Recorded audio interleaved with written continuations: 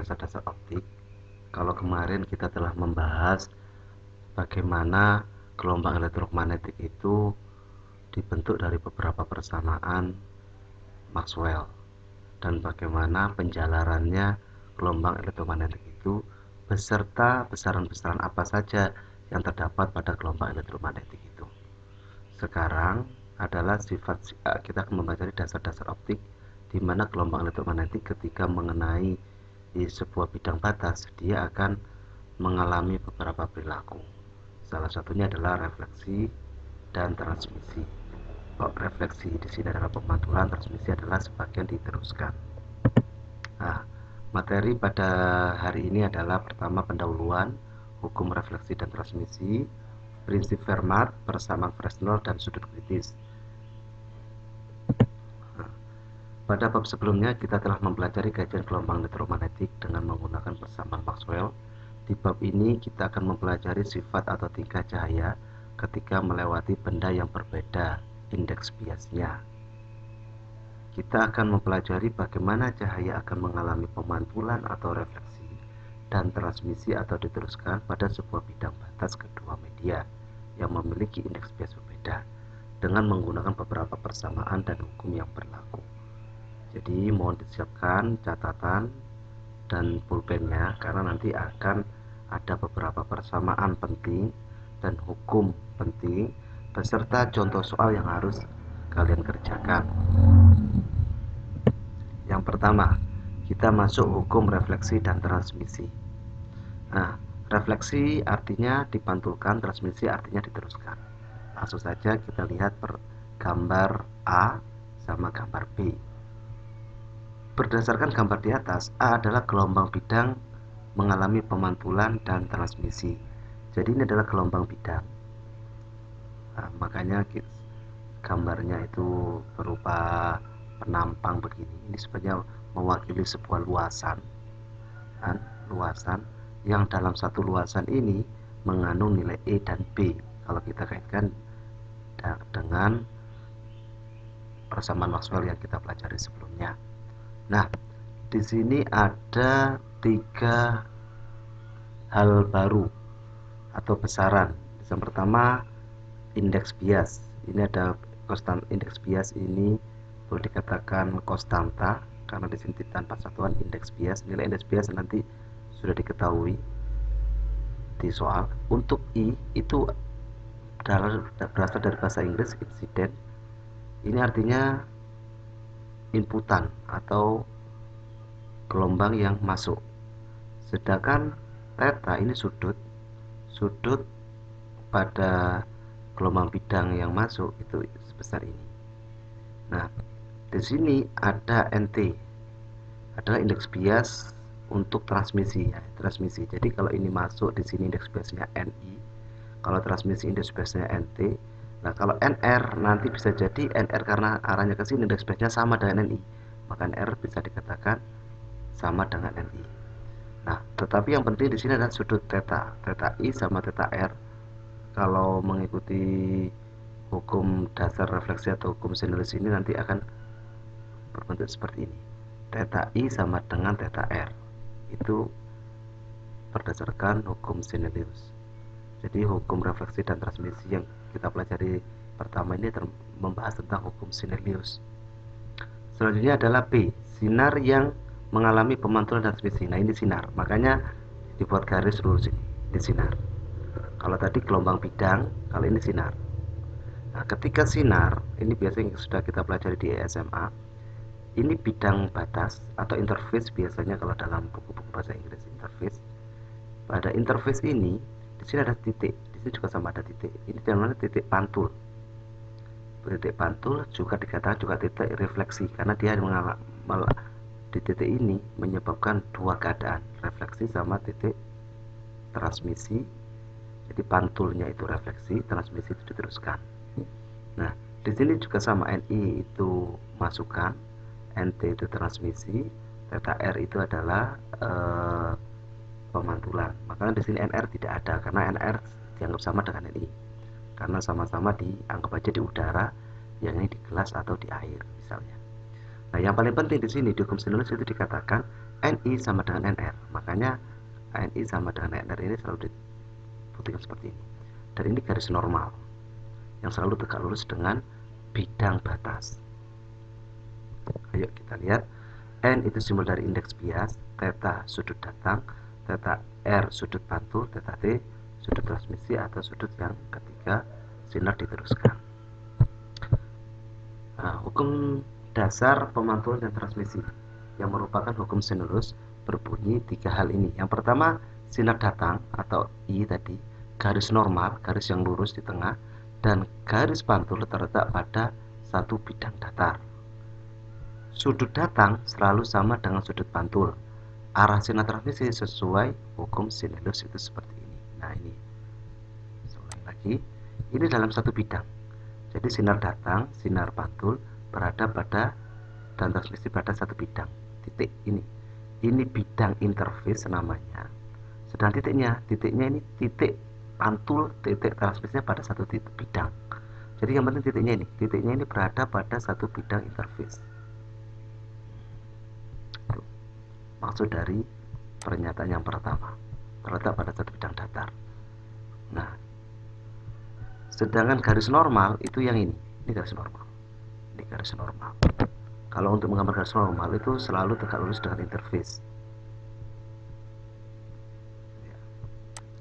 Langsung untuk sudut datang sama dan sudut pantul sudah saya sebutkan tadi sebelumnya, dan ini persamaan yang digunakan, di mana NI adalah indeks bias untuk sinar datang, sin theta I adalah sudut pada sinar datang, I-nya itu insiden sebenarnya kalau bahasa Inggris, T-nya ini transmisi, ya ini dari transmisinya sin n theta transmisi. Nah, kenapa kok tidak dengan refleksi? Karena ketika kita membahas refleksi, N-nya itu sama dengan NI, tetanya sama, sehingga ini juga dianggap refleksi. Sehingga nanti kalau ada soal yang diketahui malah refleksinya yang sesuai dengan hukum sinulus, maka itu bisa dianggap sama dengan NI dan theta I. Sehingga persamaannya bisa menggantikan posisi di sebelah kiri ini untuk disama dengankan NT sin theta T. Langsung saja kita ke contoh soal. Dibayangkan interface itu tadi bidang batas antara dua bidang dengan indeks bias gasnya gas ini gas ya, gasnya 1,5, gelas 1,5 dan air 1,3 ya. Sinar melalui dalam gelas dengan sudut 45 derajat pada bidang batas dan terjadi pembiasan pada air. Tentukan sudut transmisinya. Jadi maksudnya gini, ada dua lapisan, di mana lapisan sinar datang kalau tadi NI-nya itu berada pada media gelas dengan NG 1,5, sedangkan theta I itu 45. Yang ditanyakan adalah theta T atau ketika transmisi itu berapa sudut yang dibentuk. Nah, seperti ini kalau gitu. Yang diketahui ini kita gunakan persamaan ini. Yang dicari theta T. Nah, untuk mencari theta T ini nanti NT-nya ini membagi persamaan sebelah kiri ini. Terus sin-nya ketika pindah nanti menjadi inverse dari hasil operasi yang sebelah kiri setelah dibagi NT. Segera ditulis dan dikerjakan. Untuk contoh soal berikutnya, ini ada yang mengatakan bidang planar. Buktikan bahwasanya sinar datang atau insiden itu NI maksudnya ya, dengan sudut theta I pada planar glass plate ini, planar bidang planar ini namanya ya, di dalam air atau gas atau udara, nah, itu sama dengan sudut transmisi yang keluar. Jadi maksudnya ini, theta I sama dengan theta T. Tunjukkan bagaimana nanti kalian akan mengikuti perjalanan ini ke sini. Dimana hukum Snellius itu hanya dari sini berhenti di sini, nanti dari sini diteruskan lagi berhenti di sini. Nah, karena hukum Snellius itu kemarin dari persamaannya itu menyatakan dua indeks bias, persamaan yang hubungannya dengan dua indeks bias. Jadi nanti buktikan theta I itu sama theta T. Kalau lihat dari gambar sebenarnya sudah mirip. Nah, akan tetapi kita perlu buktikan dengan runtutan seperti ini. Yang dicari ini, runtutan yang pertama ini. Berdasarkan kamu didapatkan theta T sama dengan theta I aksen. Mana theta T? Nah ini theta T, theta I aksen. Nah ini theta I aksen. Ini sama. Nah selanjutnya ini menggunakan sama, ini menggunakan matematik ya. Nah, ini namanya berseberangan. Ketika berseberangan itu sudah sama. Nah, nanti diteruskan ke sini.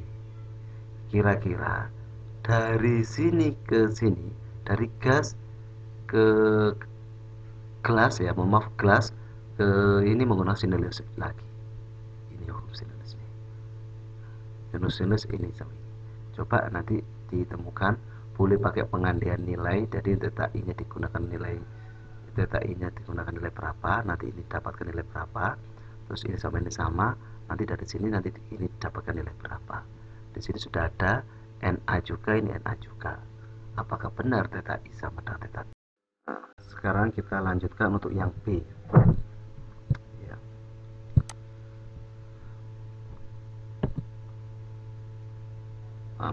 Untuk yang B ini turunkan untuk menunjukkan displacement ya, dengan untuk menunjukkan displacement atau pergeseran A pada sinar dengan ketebalan D. Ini tebalnya D, ini A ya, kita cari A. Nah, mula-mula kita lihat CAD ini posisi sudutnya di sini. Sedangkan kalau kita pakai hukum matematika, sudut ini itu berkebalikan dengan sudut yang di sini, yang nilainya sama. Makanya untuk mencari sudut ini, tinggal sudut ini dikurangi sudut ini. Kenapa kok begitu? Karena ini besarnya ini ke sini itu sama dengan ini karena berkebalikan. Maka tinggal theta I kurangi theta T, itu sudut CAD itu sendiri. Sedangkan untuk mencari sini, kalau ini tegak lurus pakai hukum Pitagoras, nanti kita akan dapatkan untuk sin. Sin itu depan per miring, dimana depannya itu CD atau A. Kita simbolkan A di sini atau CD. Sedangkan yang miring itu AC. AC-nya ini sin theta I. Jadi sin theta sebenarnya A per AC. Karena dicari A, maka A-nya tetap AC-nya pindah ke sini. Nah, dimana AC itu sendiri bisa pakai cos. Kenapa kok bisa menggunakan cos? Karena yang cosnya ini sudah diketahui dengan menggunakan cos theta. Nah, ini theta T. Ini kan juga tegak lurus. Cos theta sama dengan samping per miring. Nah, sehingga kita dapatkan nilai AC sama dengan sampingnya adalah cos theta T D per cos theta T. Didapat ini. Tinggal ini nanti dimasukkan ke sini. Untuk AC-nya kita dapatkan nilai A. Cuma itu aja. Sekarang masuk ke tentang prinsip Fermat. Apa kata Fermat? Prinsip Fermat menyatakan bahwa jika sebuah gelombang merambat dari satu titik ke titik yang lain, maka gelombang tersebut akan memiliki jejak yang tercepat. Nah, untuk T adalah waktu, N indeks bias, S jarak, V kecepatan, dan C kecepatan cahaya, maka akan berlaku persamaan di bawah ini. Ini jika dianggap sifatnya diskrit. Nah, biasanya prinsip Fermat ini sering digunakan pada salah satunya pada metode geofisika seismik. Untuk penjumlahan yang terakhir adalah jika tidak homogen. Di sini ada istilah OPL, optical path line, yang merupakan lintasan Fermat. Jadi OPL ini menunjukkan lintasan tercepatnya Fermat. Jadi disingkat dengan OPL. Nah, kalau T-nya itu ini, kalau lintasannya itu seperti ini. Di mana di sini nanti ds, karena kita kelintasan. ds pakai ds. Nah, ada berapa ns. Nah, kalau berupa fungsi nanti langsung kita masukkan fungsi ya, sumber ke pengamat nanti gitu. Kita lihat perjalanannya berapa jauh. Langsung ke contoh soal. Berdasarkan gambar di samping, gunakan prinsip format untuk mendapatkan hukum pemantulan. Jadi ada hukum pemantulan, ada perasaan seperti ini, ada hukum, ada sinar datang, di titik P terjadi pemantulan, ini garis normalnya, ini interface-nya, bidang batasnya, dan ini pemantulannya. Nah, kalau seperti ini nanti ketika tidak ada yang transmisi, semuanya terpantulkan, ini namanya sudut-sudutnya sudut kritis. Nah, yang akan kita bahas nanti di sub selanjutnya. Cara menjawabnya UPL dari S ke P, dari S ke P. Ya, langsung NSB jelaskan ini ditambah ini. Jadi ini dianggap ini nilai UPL-nya atau dianggap lintasan Fermatnya, lintasan tercepatnya. Nah, di mana ini H, yang ini X. Kalau kita menggunakan Pitagoras, kita dapatkan H kuadrat plus X kuadrat, itu kita dapatkan SB pangkat akar, dan seterusnya itu ini. Nah, kemudian turunkan dan DOPL per DX sama dengan 0. Coba diturunkan sama dengan 0. Setelah diturunkan, nanti kembalikan ke persamaan Sinelius. N sin theta I sama dengan N sin theta R. Ya. Nah, kemudian nilainya kita pindah ke sini. Kita pindahkan sin thetanya sama dengan pengurangan. Kira-kira identik nggak dengan hasil pengurangan ini kalau disamakan penurunan persamaan ini kalau disamakan dengan 0. Jadi ini langkah yang pertama, saya ulangi lagi, ini diturunkan terhadap dx sama dengan 0, biarkan. Kemudian kalian samakan dengan ini. Ketika analog atau hampir sama, maka itu sudah merupakan pembuktiannya. Sekarang persamaan Fresnel. Fresnel ini menyatakan, jadi koefisien refleksi didefinisikan sebagai besarnya perbandingan amplitudo gelombang pantul terhadap gelombang sumber. Nah, gelombang pantul itu artinya ketika dipantulkan seperti ini ada koefisien amplitudonya. Perlu diingat bahwasanya gelombang elektromagnetik itu terdiri dari E dan B, yang mana dia saling tegak lurus. Ketika E-nya horizontal, B-nya vertikal. Kebetulan ini E-nya keluar bidang ke sini, B-nya ke bawah. Nah, E dan B ini ketika nanti dipantulkan, dia akan mendapatkan nilai E refleksi, B refleksi. Nah, ini E datang, B datang. Ketika diteruskan transmisikan, akan dapatkan E transmisi, B transmisi. Nah, adapun hubungan untuk mendapatkan koefisien refleksi, ini koefisien refleksi, syaratnya tegak lurus. Yang ini transmisi dengan tegak lurus, yang ini sejajar dengan bidang, dan ini transmisi dengan bidang, ya, sejajar dengan bidang. Maka persamaannya ini adalah amplitudonya, E0. Ini amplitudo refleksi, ini amplitudo untuk gelombang datang, dan ini amplitudo transmisi, ini amplitudo gelombang datang. Untuk persamaan yang sebelah kanan, penurunan kok bisa jadi seperti ini. Ini saya kasih link webnya, ini sudah sangat lengkap, bisa dibuka, ada di deskripsi channel ini, nanti bisa langsung diklik. Di sini ada pembuktian rumusnya dari persamaan Fresnel ini. Langsung kita ke contoh soal.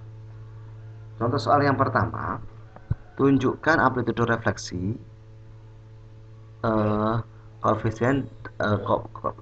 koefisien refleksi jika diketahui theta I sama NTI. Maka kita menggunakan NTI. Definisikan dulu NTI itu apa sih? N transmisi terhadap N datang. Jadi indeks bias transmisi terhadap indeks bias datang itu namanya NTI. Nah, kita nanti gunakan ini untuk mendapatkan persamaan ini. Jadi yang ditanyakan ekspresikan amplitude itu ini. Nah, tinggal dari mana? Nah, dari persamaan sebelumnya. Coba dilihat lagi persamaan sebelumnya. R-nya itu R ketika tegak lurus kan bukan ini jawabannya. Tetapi ketika kalian masukkan persamaan ini, jadi ini coba kita lihat. Nah ini kan R tegak lurusnya. Itu kan pakai cos theta T, cos theta T. Nah, tapi di sini NT, di sini NI. Nah,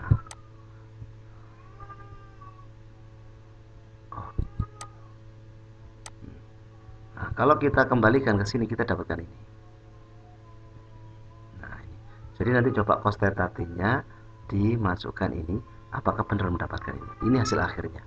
Jadi menggunakan persamaan awal yang ada di materi, masukkan dua definisi ini, kira-kira mendapatkan ini apa tidak, dan itu jawabannya. Dengan menggunakan persamaan ini untuk menjawab nomor 2, tentukan nilai amplitude frekuensi refleksi pada sudut 30 dengan nilai NTI 1,5. Tinggal dimasukkan aja, kalau ini T-nya dimasukkan 30. Selamat mengerjakan. Yang terakhir adalah sudut kritis. Dikatakan sudut kritis adalah sudut datang maksimum pada batas dua medium transparan atau bidang interface yang tadi saya sebutkan di awal, yang menyebabkan seluruh cahaya dipantulkan, tak ada yang diteruskan. Biasanya akan terjadi seperti ini. Sudut datang sama dengan sudut kritis, di mana sudut transmisinya sama dengan 90. Contoh soal, gunakan hukum Snellius untuk menentukan sudut kritis. Hitung nilai sudut kritis di mana indeks bias air and water 1,3, penjalanan sinar dari air menuju udara. Nah ini, jadi sinar datangnya itu sinar dari air menuju udara. Jadi dari air menuju udara.